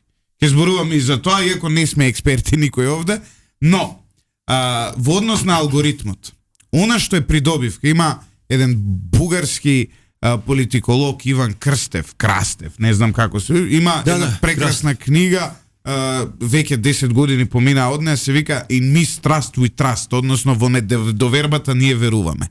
За разлика од пред до 99-та, до која вие сте пишувале колумни од Дневник, ќе земе 2002. Добро, но ќе земе тој период, крајот на 20 век као некаква рамка. Денес, благодарение на социјалните мрежи, многу е потешко да се воспостави локален авторитарен режим. Зошто? Ако порано вие сте диктатор од Македонија, вие имате контрола на телевизиите, вие имате контрола на радијата, вие имате контрола на весниците, многу полесно е да воспоставите диктатура. Денес, со социјални мрежи, со алгоритам на социјални мрежи, денес вашата диктатура може да се скрши вака, како што на многумина им се скрши во арапската пролет. Не се сложува. Дури обратно мислам. Исто ги виделе медиумите у Србија како личат. Исто. Гледате ли оваа програма српска, како си кај МСАТ? Не гледам, али имаш читам. 20 исти програми. Но, од друга страна, во Србија, гледате што се случува на улица и по социјалните мрежи. Има одговор да не беше, значи да беше оставено само на медиумите. Сега доаѓаме до тоа како потешко. У политика вештачката интелигенција како се користи во политиката. Денеска имаме ситуација да вие не може, еве, на пример, па запалиле знаме во како се вика во Чаир. Доколку ние имавме контролирана медиумска средина како што сме имале до крајот на 20 век и се договоре, слушај, не пушта информација за тоа дека запалиле, не ги пушта и сликите, или стави на крај у вестник, стави на крај во вести. Немаше македонската јавност да биде толку шокирана од сето тоа. Ние не ни стигна до вести, да стигне, веќе сите беа нервозни затоа што им се појави снимката како тој тамо пали знаме на социјалните мрежи. Денеска е многу побрзо стига информацијата до... И нели сваќаш дека сме поманипулирани? Точно. Кој стои позади тоа? Тоа е прашањето на алгоритмот. Не мора да стои никој. Не, напротив. Што е? Тоа е алгоритмот. Сте слушнале за пут на издебат? Тоа е Кромвел која го укинува монархијата, он ги собира генералите и им вика, тој Ајртон е еден од најдобрите, вика добро, ај сега нема да има ова, парламентот ќе бидат овие, војниците, генерали ќе бидат тоа, ајде да се договориме какво општество сакаме ние. И сега он вика, што, какво општество сакаме? А сакаме општество во кое ќе има највисок приоритет да биде приватната собственост и само преку приватната собственост ти имаш идеален дел во ова што се вика држава како општествено предпријатие. Маркс не пишувал за државата, он пишувал тоа што викаш ти за демократизација на предпријатието. Да. Односно за ова ние што ги имавме општествено предпријатие. Општествено, да. И тоа што сега денеска го прават овој кинезите и затоа сметаат дека Ден Сјаопинг е најголемиот социјален иноватор. После разговорот со Кисинџер он рекол како овој народ кој е задоволен од шака ориз да го направам да биде работлив. Веројатно тогаш англичаните, односно американците мислеле дека овие ќе ги направиме ќе бидат робови за нас. За 30 години се направи таков економски, политички, социјален развој во кој и Адам Смит и сите нобеловци остана неупотребливи после тој развор. Зашто? Затоа што направил, тоа се вика најважната работа, социјална иновација. Нас ни треба тој контекст, например во политичка смисла, враќање на овие местна заедница, за другите, кооперативите, да не зборувам за најидеалниот период у развојот кај што сите го копираат на Богомилската, на Дрговицката општина, каде што имало заедничка собственост и каде што денеска не случајно доаѓа од Светскиот економски форум, Шваб вика, знаете што, нема да имате ништо, а ќе бидете среќени. Зашто? Затоа што луѓето и среќата се мери. Најголемата среќа, еве, што мислите вие, кај живеат најсреќните луѓе? Па не живеат у Европа. Слушнале Тајланд. Да. Бурма, вика, зашто? Тамо доаѓа поплава по не знам колку илјади луѓе изема. Во Африка, луѓе што не знаат што е собственост. И затоа Джереми Ривкин вика, не веќе конкуренција. Тоа е одмината фаза, кооперација. Знаеме ли ние да соработуваме? Тоа бара друга културна свест, друга парадигма. Друга димензија. И затоа ти образование има стари методи, се враќаме пак на Платон, на Сократ, кој вика не може да има образование без морал, војска без патриотизам и држава без Божји благослов. Сето тоа го И уништивме. вика, кај сте вие? Тоа е формула. Тоа е. А иначе водачите да, се исти и Сократ завршил од Солон со остракизам. И Темистокле, јунакот кој ги спасил, не знам, од персиците, го избркале. Питагора го избркале. Значи, никој не сака ова ти што викаш да му смета некој во владеењето. Да. Artificial intelligence е, верувај, најопасната или најлесната алатка за манипулирање. Ќе порачам една книга и вам и на слушателите на англиски јазик. Во Македонија одамна не се преведуваат добри книги од денешницата. Сега ја завршив пред месец дена. На македонски би било преведена економија на кровна, односно Dagnat Economics од Кейт Риворд, професорка од Оксфорд. Книгата зборува за тоа дека ние треба да ја оставиме не само конкуренцијата на страна, да го оставиме и профитот како главен двигател на економијата и дека целата светска економија треба да се врти околу одржливоста на планетата, затоа што сме дојдени веќе во една таква фаза да очигледно е дека добробитот на планетата е загрозен и дека всушност целата светска економија треба да се заснова да не биде човекоцентрична, туку планетоцентрична. И тоа е малку еден ја обвинуваа дури дека е марксист поради се ова, но ова е денеска се во мода тие луѓе што го промовираат јавниот интерес. Кога реков за Мастеркард и за Виза, никој не се борел на овој свет за да има таков тип на монопол. Затоа што за Амазон е одлично, нели, за тебе е подобро. Ти да си нарачаш на телефон, да ти донесат дома, ама колку локални индустрии се убиени со тоа? Многу. Колку локални дуќанчиња се убиени? Колку е навикната традицијата и што те прави тебе? Дембел, седи дома, нарачај ова, овој ќе ми донесе тоа. Убер, да речем, и таксистите во каков судир се на запад, затоа што вие имате такси компании, се наеднаш некој со Убер, со некаква апликација доаѓа и ви го освојува 50, 60, 70% од пазарот. И тој ќе ги скрши старите норми. Во овој контекст себе, например, интересна е технолошката битка. Ни една револуција не се случила во некој предпријатие. На London School of Economics е Сузана Мазукато, го има тој институт за public purpose и она објаснува дека се она што светот го добил со јавни институции. Па ќе дојдам Амазоне, кого финансираат тие? или нашиве предпријатија, прашајте ги кого финансираат нашиве олигополи овдека. Фудбал, кошарка, ракомет, кого? Имаат ли они социјална функција? Што значи она ESG? Environment, Social and Governance. Да. Колку сме ние environment friendly, на колку сме овде од неколку стотини метри од цементара, у која као има пријава, па не можат да ги казнат. И сите кажуваат дека дел од приказката, барем во овој дел Ново Лисиче, како се вика аеродром, е тоа. Кој ќе го регулира тоа? И дека тоа не е работа на партија, туку на јавен интерес. И она вика moon shooting mission. Тоа се прави само со јавни пари. И за жал, Одлично. големиот ресет, ова што го кажуваш ФАП, никој не ни кажува дека баш заради тоа што Европа е светот задолжени, ти гледај, Америка стигна со 100% од долгот, Грција 180%, никако да се симне Италија, Франција, Германија сега стана тоа што стана и заради тоа што тие сега финансиски, економски, монетарни параметри ги влечат конците каква регионална заедница ќе биде Европска ние сме унија на сега. многу по-примитивно ниво од се ова што зборувате. Секи еден пример. Ние сме далеко од Јас сега правам еден проект поврзан токму со ова public policy, односно како државата да регулира одредени работи во јавен интерес. Ние постојано слушаме дека во Македонија квадратот е скап. Во Скопје да речем. Владата шо вика? За да се направи вика поевтин, ние ќе градиме сега социјални згради кои државата поевтино ќе ги продава. Тоа нема да се случи, нема да падне поради тоа цената. Мислам секој што основи принципал of economic што положил знае дека тоа не може да се случи. Но еве сега ќе ви кажам еден метод што ја би го употребил. Во Скопје велат има 80.000 станови во кои не е пријавен никој со лична карта дека живее таму.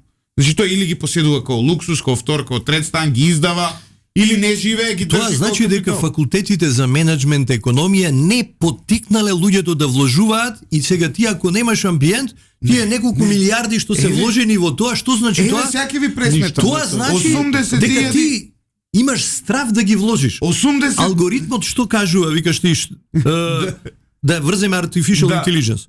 Не знам, пута неколку милиарди евра ние ги имаме останови. Сте се прашале колку имаме во добри коли? Во добар намештај, зашто? Затоа што он вика, овде све ќе отиде у ѓавола, дај да купам ја стан, дај да купам добра кола. сега, одма ќе направиме пресметка. Тоа е таа economic Софија. Сега. Еве сега пресметка ќе направиме. 80.000 станови пута помножено со просечна големина ќе речеме 50 квадрати, ако може би е поголема. Тоа се 4 милиони квадрати.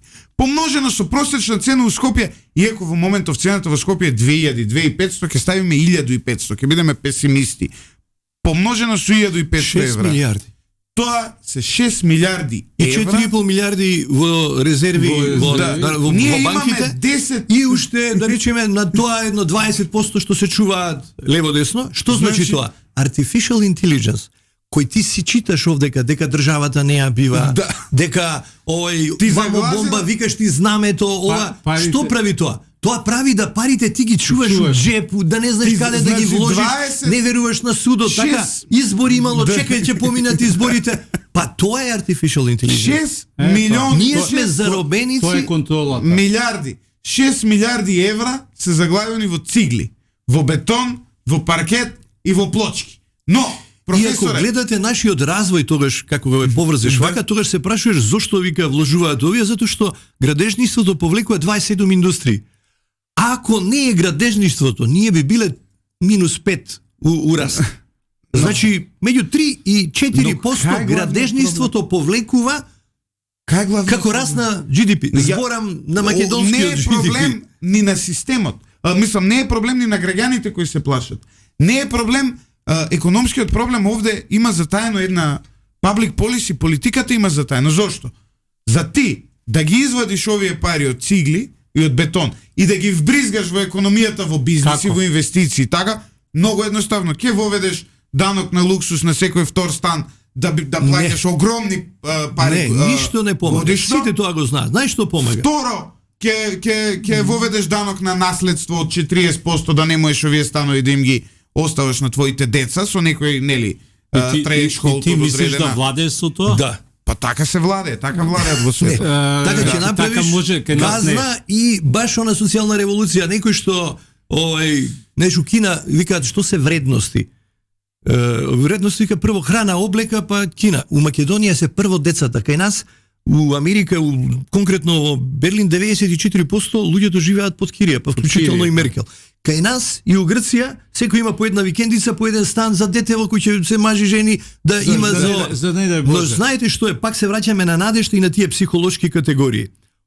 Кога се направени најголемите пробиви во науката и во техниката? Во војните. Ние не ќе чуевме ништо за орешник и за оваа плазма технологија да не беше војната. Знаете како е настаната НАСА? НАСА е настаната како конкуренција 58 година октомври. Се лансира Спутник 1.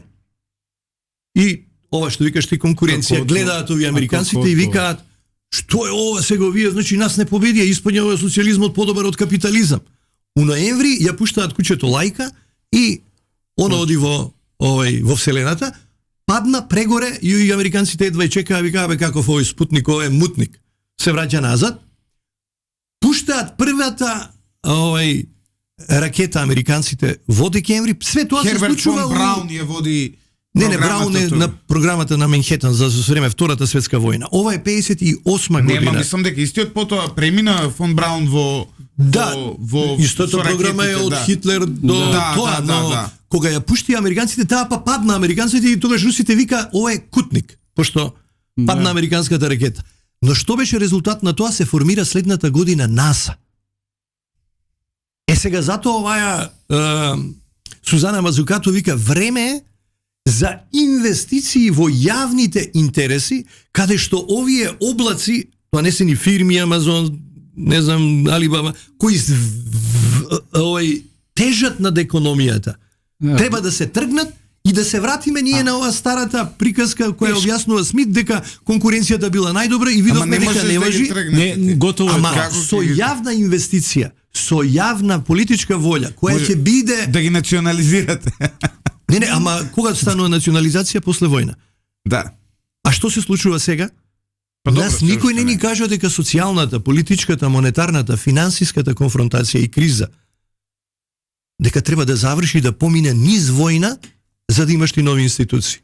Кога настана Вестфалска Европа после 30 годишната битка? И тогаш вика добро, ова е на шпанци, вие сте значи вие сте протестанти, вие и направи свет од 300 години. Од каде доаѓа ова сега? Кога настана Версај, после Првата светска војна? Кога настана Обединети нации системот? После Втората светска војна? За жал, и јас да не закаснам на предавања. Од колку вие сте? Од 11, да. Имаме уште 15 на минути. Професоре, одиме натака, тоа сакам да кажам. Одиме кон нова политичка, социјална, економска архитектура, ова што реков се преска за трговските блокови, тоа е новата политичка геофизика. Ќе преминеме на тоа, но пред ние да антиципираме дека сме толку мали, мора да знаеме зошто одиме лево или зошто одиме десно, да не даваме погрешни сигнали као до сега. Ние одиме таму каде што ќе ни кажат. Па да не кажуваат кои сме и национално и политички и да не преуредуваат преку Преспа, преку Тирана. Кој не прочитале книга, како нема да ве моделираат по своје. Како луѓе, се зборуваме, професорот е експерт за човекови права, вие сте економист, јас сум некоја прелазна форма помеѓу политички науки и економија, ни ваму, ни таму, но ние тројца знаеме што е измама. Знаеме во што би вложиле. Знаеме што би купиле. Не дека сме претерано рационални, веројатно, но носиме одлуки врз база на некакви информации и анализи кои ги имаме. Понекогаш тие информации и анализи се погрешни, но тоа е суштината на капитализмот. Но наеднаш имате треска по криптовалути. Нешто кое е толку недефинирано, нешто кое толку многу нема употреба, зборувам, единствено вербата и вредноста дека тоа ќе оди напред. Мене кога ќе ми седнат да ме прашуваат за биткоини, ја им викам, де отворете Википедија, не треба нешто попаметно, и пишете Tulip Mania. Односно, како се движела цената на лалињата која се создавала таа во Холандија. Погледнете го графикот на едно лале. Да, погледнете го графикот на цената на лалињата на тој балон кој испукал и потоа погледнете го графикот на биткоин и ќе сватите дека уствари психологијата на движење е идентична. Сега пак доаѓаме до една друга психолошка категорија што се вика доверба. Сега веројатно ќе ти биде појасно зошто 6 милиарди се вложени во станови. Да. Затоа што никој нема доверба во системот. И рековме дека тие пари ти можеш да ги употребиш на прав начин само кога ќе има друг, затоа преска реков за Никола Сталеп, црниот лебед. Треба да се случи настан кој ќе ги измени сите овие и нешто што кој ќе видиш дека ти не можеш и понатака. Југи има 2 стана, знам луѓе кои имаат 14, 27 стана, ги издаваат, не ги издаваат и така натаму. Што треба да се случи за тој човек на тие 27 да има запослено по еден човек? Обратно доверба. Не може ти да ги гледаш Ворен Бафет и Чарли Менгер како ти викаат луѓе дали сте нормални, што купувате, тоа не е ништо. Нема ниту трговска вредност, нема ниту производствена вредност, нема никаква вредност. Цената се води единствено од очекувањата дека тоа ќе расте. Значи, инвестицијата во биткоин е инвестиција во воздух, како да ви објаснам. Нема реална примена биткоинот. Не можеш ти да купиш пица со биткоин денес. Главната формула, тоа го знае Звоне. Кој вика дека нема? Може све. Стока, производство 1, пари, прим. А како вика, што е меѓуизвод? Пари, воздух, пари, прим. Да, ова е биткоин. Да, ама има многу воздух во економијата. Значи Маркс го не е само тоа е така наречен фиктивен капитал. Нели? И во тој фиктивен капитал зошто ми се свиѓа мене капитализмот, не дека они не го виделе проблемот. Например, ова што ви кажем као хиринг за монополите во Америка е пострашен затоа што првите антитрустовски закони почнале 1890 година со Шермановиот акт. Го имаш ти стандард, тој све земал Рокфелер и кабе многу е моќен, само овој продава нафта. Што да правиме? Поделете го на 9. Пробаа Microsoft на 9 не бива. Пробуваат Амазон на 9 не бива. Пробуваат банките не бива. Испаѓа дека многу лесно и многу опасно финансискиот капитал се централизира во неколку луѓе. А то artificial intelligence е неверојатно средство полуга за да се забрза тој процес. За да се забрзи и да се овозможи полесно таа контрола. И тоа кажувам како овој пут не расправи што стои позади тоа. Дали ние сега треба да се враќаме на една класична приказка на Платон, на Сократ, на Аристотел, што е државата, дека тоа треба да биде одржлив систем, или треба да се вратиме на една дилема што ја мислам дека има Звонко има искуство од Рим. Римскиот клуб 74 година рече, знаеш што, кај нас не е проблем вика ни демографија, демек Малтузовата теорија, многу има граѓани, сите да ги собереш граѓани од светот, можеш да ги састанеш на Истра полуостровот, толку луѓе има во светот. Ама стравот дека има многу луѓе, дека ќе дојдат некои од негде, дека ќе ти земе некој што е твое, како викаше Томас Фридман, на времето како дете ме учеа, вика, јади, има гладни у Африка, ќе ти го изедат лебот.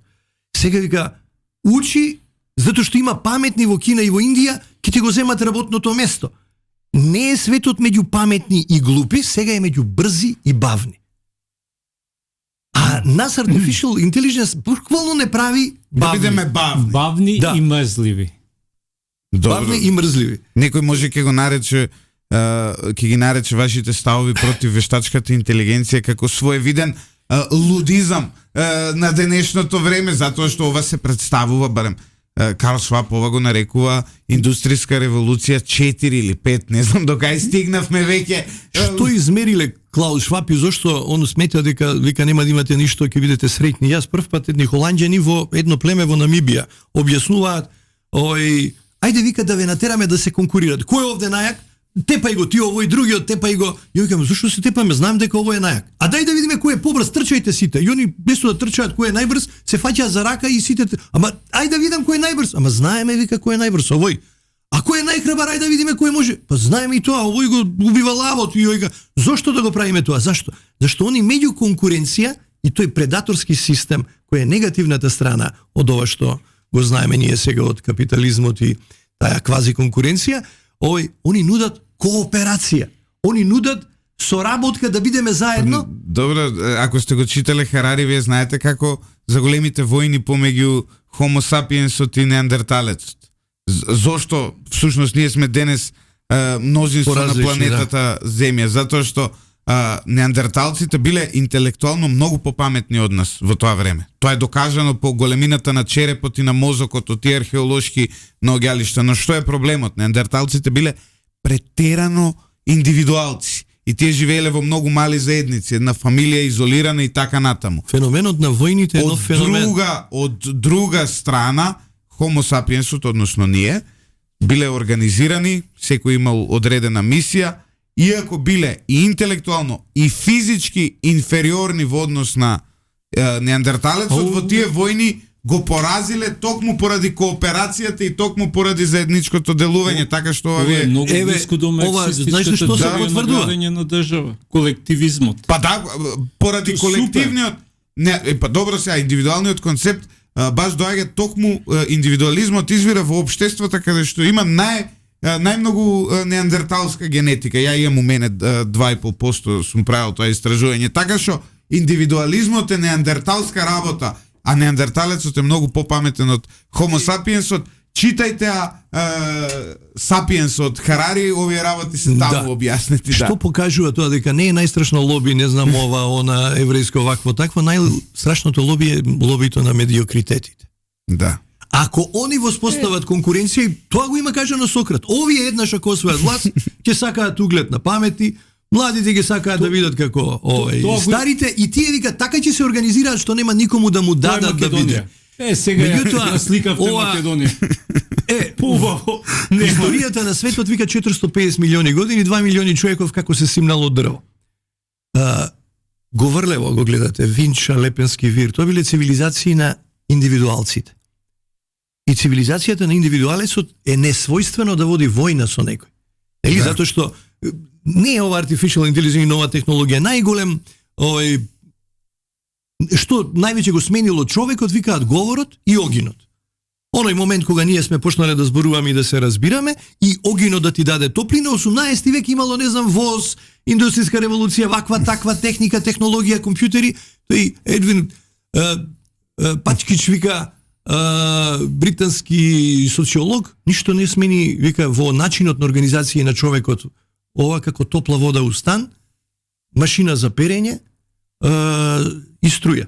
И ние од планини се качивме у станови, станавме индивидуалци И се тоа бричиме нас- со топла вода. И се бањаме со топла вода, има канализација. И еве вчера, на пример, кога немаше вода, гледаш како Back to the Future, што значи Да. како луѓето кои се во безнадежна приказка се многу по динамични, борбени.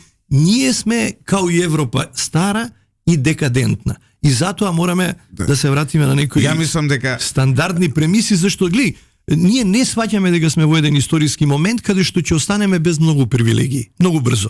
И затоа Никола Сталеп, он кажува, вика, бе, што е вредност? Вика, вредност на Запад, вика, он не се знае со брат му, јас доаѓам, вика, од Либан, за мене е вредност, вика, кој ќе дојдат, вика, на погреб, 400 души да ми изразат сочувство. Ние живееме така. Ние јадеме, вика, групно. И сега ќе живееме. Зинзаги вика, јас сум италијанец, ја мислев дека од југ, он од север, викам, за мене, вика, поприродно Цариград и Солун, не го лика Запад. Овде фино, вика, да работам, да зијам пари, али мојата култура, каде што има силно семејство, каде што има хиерархија на стари, каде што сите заедно јадат, е нешто што прави некаква вредност што е различно од таа другата, условно да речем индивидуалната. И затоа пред 120 години, нели, кога завршува Прва светска војна, ти имаш Отоманска империја и Аустро-Унгарија, така? ја нигде И кај гледај сега. многу луѓе нешто ми Што јадат се добра случувало? храна. Така што Да. малце Не си пробал граф у војска, од каза. Да. Што се случува Нигде каде во што имало многу 19-та и 20-та година? Што била Аустро-Унгарија? Нели, напаѓа Србија, Прва светска војна, 14-та година, никој не знае каде оди. Најбогатите луѓе и најцивилизираните на светот умирале по илјадници на улиците на Виена. Тоа се случува 19-та, 20. Зашто? Зашто што останале без ланецот на снабдување. Нели мислите дека ние одиме натака? Дека ако не се добереме до памет да се направи такво образование во кое ќе го натераш да мисли, а не да мисли како мене, него сам да дојде до заклучокот. Тоа е идејата. Ако не направиш држава која има дека е тоа јавен сервис, сервис што дава, а не што зима.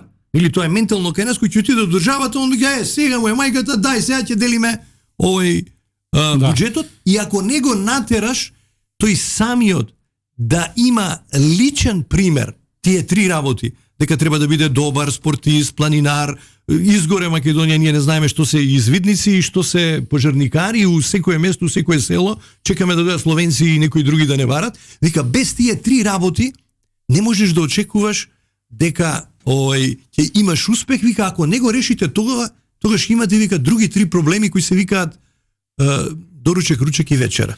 Не би сакал да завршиме како Аустро-Угарија и тој све. Веќе за самиот крај, Доналд Трамп за помалку од 1 месец ќе биде таа инаугурација и ќе стане председател на Соединетите Американски држави. Најавува царини кон Европа, најавува царини кон Кина, најавува дека американската економија нема веќе да дозволи таа слободна трговија поради која според него Америка го губи. Македонија е со папочно црево трговски врзана со европската економија, поточно да бидам поконцизен со германската економија. Ние гледаме дека германската економија стагнира и паѓа во изминатите неколку години, во рецесија, и тоа некако се отсликува и кај нас. Што може ние да очекуваме од овие политики на Трамп и може ли да очекуваме дека ние воопшто било каде можеме да растеме во една ваква клима како економија? На крај, како економист, овие филозофско-економско-политички работи кои се многу поважни ги оставаме зад нас, еден дневно политички проблем да се обидеме да дневно дефинираме. Политички. Јас бев дел од тимот економскиот кој ги водеше преговорите за стабилизација и асоциација. 99-та година беше тој процес таму, 2000-та година го подпишавме договорот во ноември во Загреб да им даеме штафета на хрватите. Може да замислите како ми е мене кој што све сум го поминал тоа и после 24 години гледаш дека има некоја преспа, некоја Тирана, некој бугарски договор и уште не знам колку на листата. Тоа е се заради нашите погрешни сигнали кои ги даваме кон светот. Ова со Трамп и ова станува многу актуелно, нели ние као навијачи повеќе се однесуваме у целата оваа приказка без да ја разбереме длабочината на проблемот. Трамп, за разлика од претходната номенклатура, е че сепак човек на трговијата, што е битно за нас, меѓутоа у трговијата неговиот фокус ќе биде Кина, што е подобро за овој регион отколку Блискиот Исток и веќе најавија дека нема да бидеме предмет на интерес Балканот. Тоа е најголемата среќа што може да ни се случи нас, да не заборават. И каже Тодор Живков, вика, што правите вие, изгубивме ние војната, како ќе кажат русите, сакаме, вика, да бидеме и република. Вика, мови ќе ве навредуваат. Ние, вика, уште се снишаваме. И како, вика, нашата политичка приказка е, вика, играш, па подклекнеш. И вика, ама гледај србите храбри, тие си плаќаат нивната цена, вика. Ние, вика, ще се снишаваме. Бидејќи тоа е услов за да обстанеш. Нашиот услов, зашто Македонија, се враќаме на клучната тема, Македонија е единствено функционална и е повеќе идеја од било кога е отворена. Ние сме живееле од античка Византија 1000 години, Отоманска империја, силата била во отворениот простор. За жал во оваа војна, како одат приказките со Трамп, војната треба да ја плати Европа, односно Германија. Оној момент кога Германија ќе каже дека не ми треба Европска унија, значи дека ќе има некоја помала регионална заедница во северозападна Европа и они ќе си дојдат на старата Европа. Другиот момент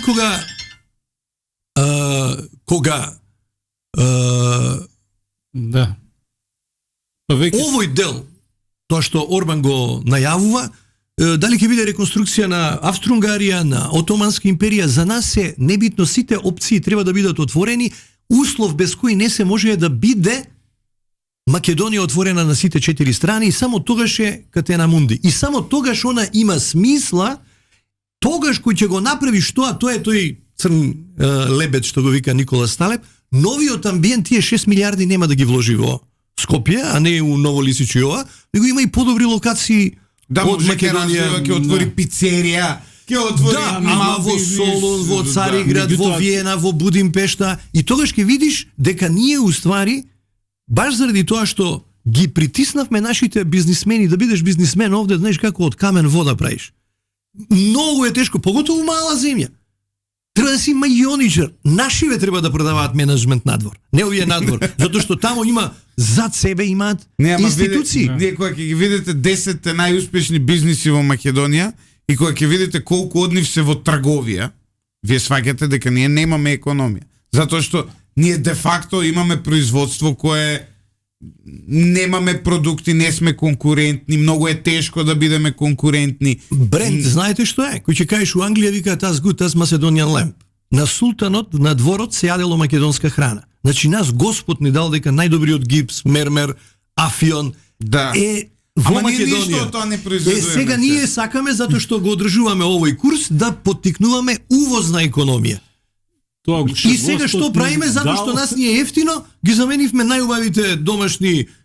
Еве има сегде кај идеш на пазар како беше тетовски граф, па тетовски граф нема 1% од ова ние што го правиме. Нема Не, више. не, не. Компир од Молдавија, Кина Нема од подобро, Кромит и така нема натаму. подобро во некој од ланциве на маркети, Тоа е пошто сега парадоксот. си прават големи нарачки од Кина, пише тетовски граф, а од позади кога вртиш вели Made in China. Значи produced in China. Тетовски граф од Кина, Тоа нешто што Тоа е Господ нашиот ни дал. економски, социјален и политички пораз. Која индустрија според вас треба да биде клучна за да се развие нашата економија, прашува Стојан Ристевски. Стојан мислам дека кажа професорот, значи храна, мермер и афион. Не можеме да видиме ни Јапан, ни Кина, ни Америка, треба да се подпреме на собствените брендови. Кој ќе кажеш ти македонско вино, па вие од Кавадарци или од Тешијата доаѓате, да.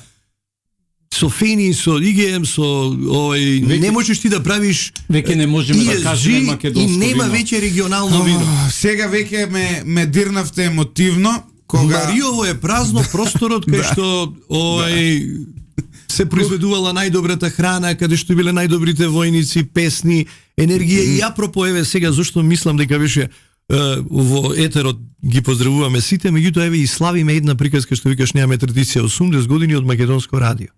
Знаете што значи тоа?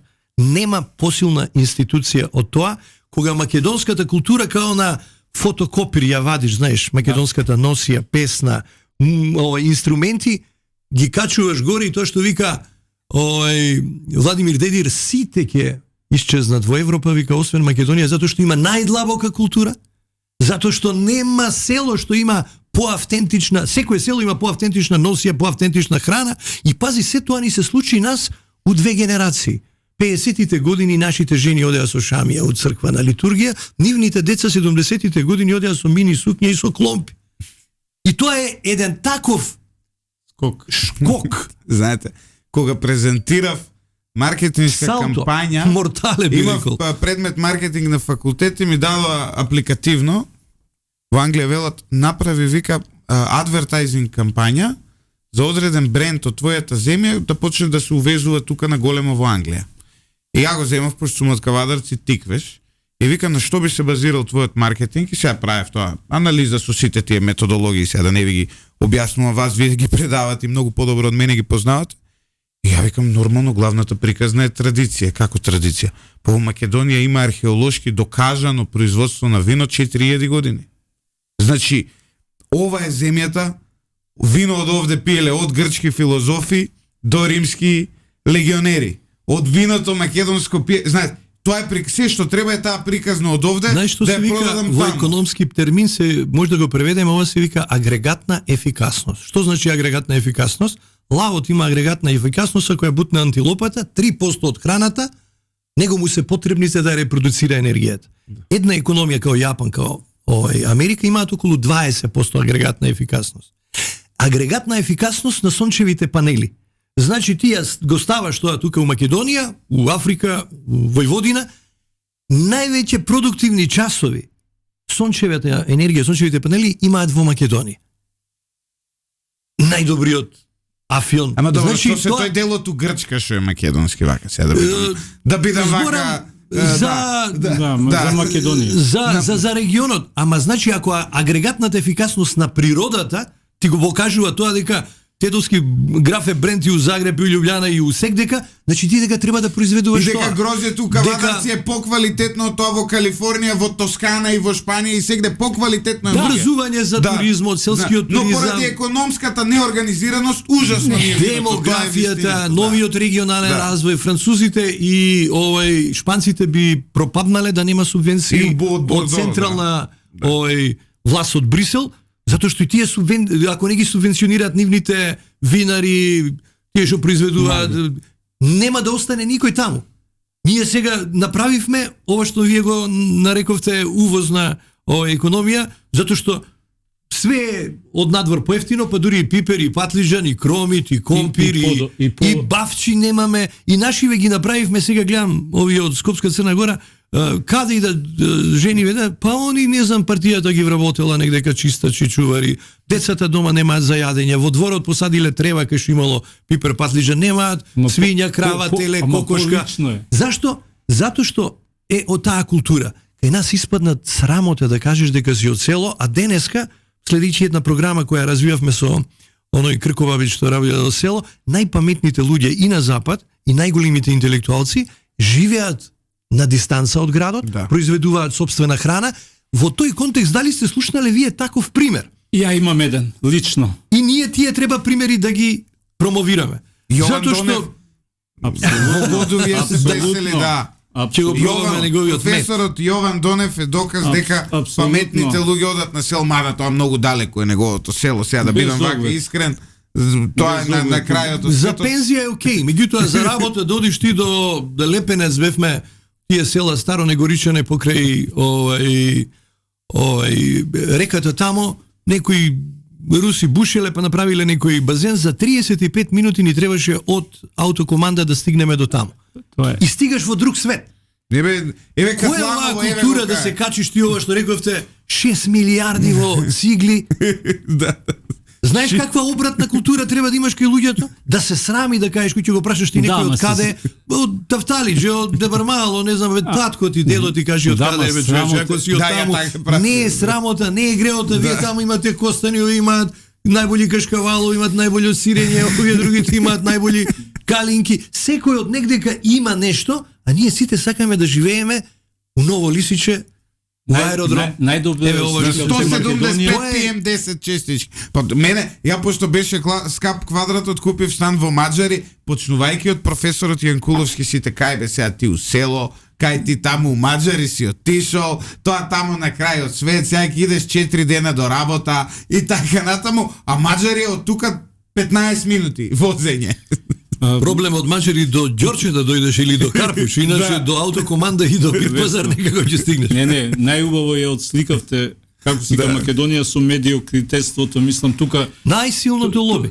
Тоа е Македонија денес. Почитувани слушатели, се надевам дека барем 3 пати годишно ќе ни гостува професорот Кекеновски, затоа што во Македонија професорот Љубомир Кекеновски, има и други професори Кекеновски, затоа што во Македонија многу е реткост да се чујат вакви мудри зборови, многу малку луѓе има, а тие што остана, еве ги приметувам, ќе оставам тука да речем и професорот Цуцуловски како еден изузетен интелектуалец, ќе го земам тука да речеме, па и Бранислав Саркањац и така натаму, но некако тие што останаа ми се премногу помрачени, премногу песимисти, премногу нихилисти, премногу лути на се околу себе.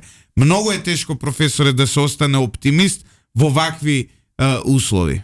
Викаат дека оптимист е најблиско до лудак, а у ова време, а дека песимист е добро информиран оптимист. Вие сте оптимист или песимист? Ми звучевте оптимистички. Ја мислам дека песимист. Да, ground-breaking настани што ќе се случат, дека ќе не променат нас кон подобро. Зашто вака сме успани во секој контекст. Просто една летаргија ја направи Македонија како да живееш у бунар. Ова што рековте, вие у Србија гледаш еве некои се бунат за едно за друго. Македонија за демонстрациите у 68 година веројатно разбрала 78 година. Не, удбада немаше да имаме 68.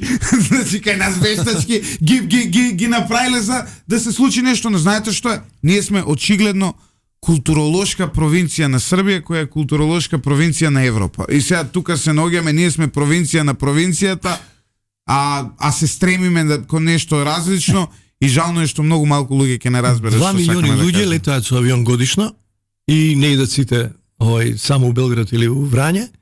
Ги прашував студентите минатиот час, мислам, им кажувам нешто зборевме за транспорт и ова, викам најдобриот транспорт на Балканот е во Софија, пошто е метрото. Дали некој вие од вас бил? Ниеден студент не бил у Софија. Ние сме на 2,5 сати овде со грб завртени преку и истата работа со Албанија. Треба да отидеме и да видиме тоа што ние заборавивме, што е Бугарија, дека таму има луѓе со кои никој пат нема да се сложиш, меѓутоа има и нормални луѓе кои се многу поголеми занаетли него овде, во било која област. И не само тоа. Тие нормални луѓе се далеку мнозинство над овие будали кои се замараат со тој Македонија. artificial intelligence ја промовира таа вест од таму, нели? Кај нас сега ги сретнав Шајнарева, внуката Дрангова нашава и внукот на Гоце Делчев, која ја пречека председателката таму. Вика, луѓе, вие не знаете каква енергија беше кога дојде председателката. 7 пати аплаузи. Ама вика, ка се врнаа, вика, испадна проблем со бајраците, вика. И никој не збореше каква беше приемот у театарот. Сите беа проблемот со бајраците. Главниот наш проблем со Бугарија е што ние не се гледаме во огледало, а тоа е дека македонофобијата во Бугарија е една маргина, а бугарофобијата во Македонија е мејнстрим. Да. Тоа е болната вистина која ние не сакаме да се кажеме. Тоа е градено. Тоа е болната вистина. Имаме што да научиме, да одиме таму, поготово од Тирана, например, Тирана, албанците се едно такво вибрантно општество, ти можеш да научиш работи што не се и што се, ама не можеш да не видиш дека просечниот македонец е мрзлив, уплашен, а дека просечниот у Албанија е работлив, храбар, предприемач, презема ризик. Што е профитот? Награда за преземениот ризик. Ова у цигли со 6 милиарди, они мислат дека нема ризик. А може да испадне да биде поголем ризик, отколку да отвориш, не знам, фарма за која ќе ви падне на 250 на квадратот. Нашите колеги. Да, која ќе ви падне на 200. Да не се преземи ризик за ништо. Едноставно отвори прозорите да влезе овој промаја, другачие сите ќе мислат. Сега живееме допред војната, допред 2000 до сега новава војна.